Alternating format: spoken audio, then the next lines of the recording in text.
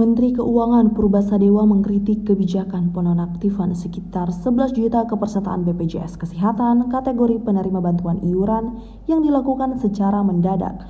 Kritik itu disampaikan dalam rapat konsultasi antara pemerintah dan pimpinan Dewan Perwakilan Rakyat di Senayan, Jakarta Pusat, Senin 9 Februari 2026. Ia menilai langkah tersebut menimbulkan masalah serius karena tidak diiringi dengan penyesuaian anggaran sehingga beban keuangan negara tetap sama meskipun status kepesertaan berubah. Purbasadewa menilai kebijakan itu berpotensi merugikan pemerintah, terutama dari sisi citra publik.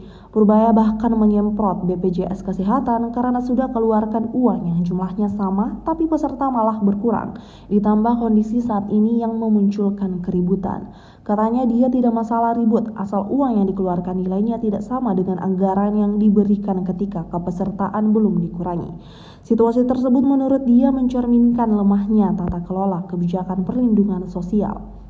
Ia menegaskan bahwa jika penonaktifan PBI bertujuan untuk memperbaiki ketepatan sasaran penerima bantuan, prosesnya seharusnya dilakukan secara bertahap 2 hingga 3 bulan.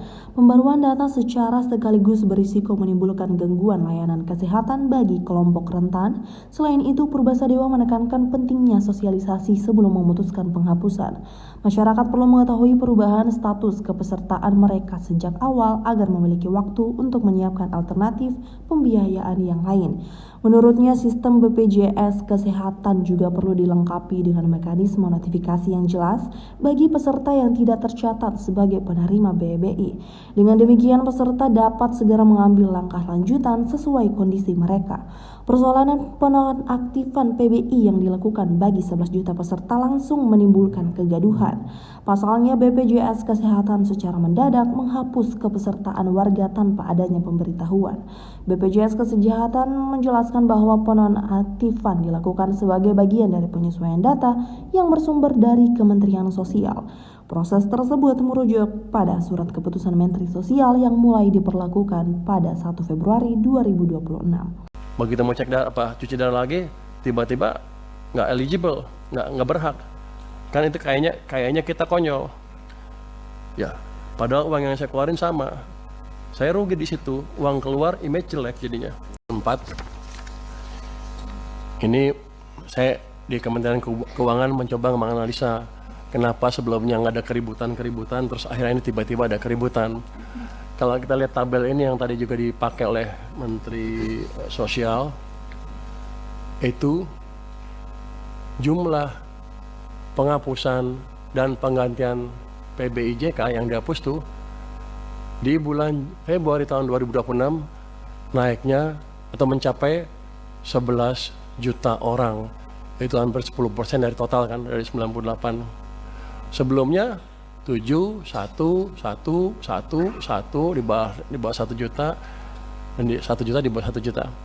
Jadi ini yang menimbulkan kejutan kenapa tiba-tiba rame di bulan Februari tahun ini menurut dugaan kami ya. Karena sedemikian besar orang yang terpengaruh dan mereka tidak tahu bahwa mereka sudah tidak masuk dalam daftar lagi. Sehingga ya kerasa lah itu. Kalau 10% karena kan kerasa tuh, kalau 1% nggak ribut orang-orang. Begitu 10, hampir yang sakit tuh hampir semuanya kena tuh, dugaan saya ya. Jadi ini yang mesti dikendalikan ke depan.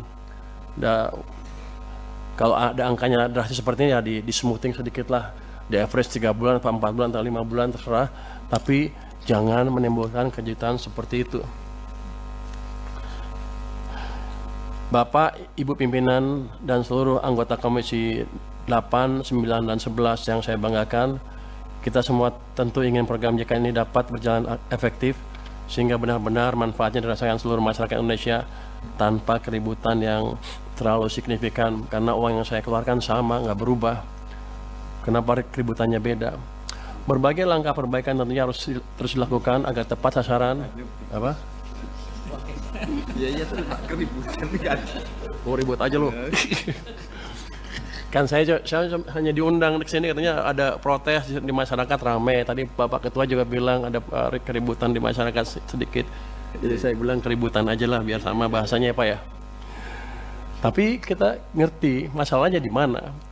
Jadi dengan sejalan dengan tersebut, upaya perbaikan ketetapan sasaran senantiasa harus mempertimbangkan hal-hal sebagai berikut. Tadi Pak Menkes sudah memberi permintaan berapa bulan, segala bulan. Saya perkuat sedikit deh. Pertama, perubahan data PBI JKN pada prinsipnya merupakan upaya untuk meningkatkan kualitas dan tata kelola program JKN agar lebih tepat sasaran, melindungi masyarakat miskin dan tidak mampu. Itu. Jadi pemutahirannya jangan bikin keributan.